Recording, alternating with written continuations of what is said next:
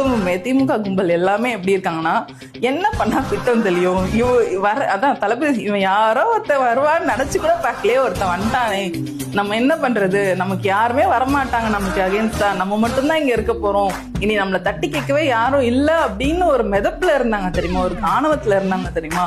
அந்த டைம்ல ஒரு டிவிக்கேன்னு ஒண்ணு வருது, தளபதி வராரு களத்துக்கு, அதுவும் மக்கள் கிட்ட இவ்வளவு செல்வாக்குள்ள ஒருத்தர் வரும்போது இவங்களால அதெல்லாம் டைஜஸ்ட் பண்ணிக்க முடியாம இப்ப எதை தின்னா பித்தம் தெளியும் தெரிஞ்சிட்டு இருக்காங்க. அதோட ஒரு பிரதிபலிப்பு தான் நான் இதை பாக்குறேன்.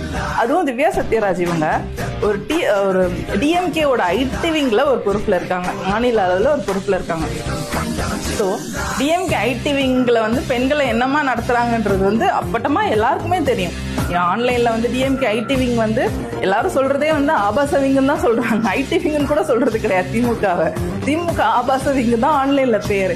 அப்படி ஒரு ஆபாசவிங்ல நம்ம இருந்துகிட்டு நம்ம டிவிகேவை தளபதிய ஏதோ ஒண்ணு பேசணுமேன்னு பேசுறது மக்கள் பார்த்துட்டு தான் இருக்காங்க. மக்களுக்கு எல்லாருக்குமே தெரியும் என்ன நடந்துகிட்டு இருக்குன்றது.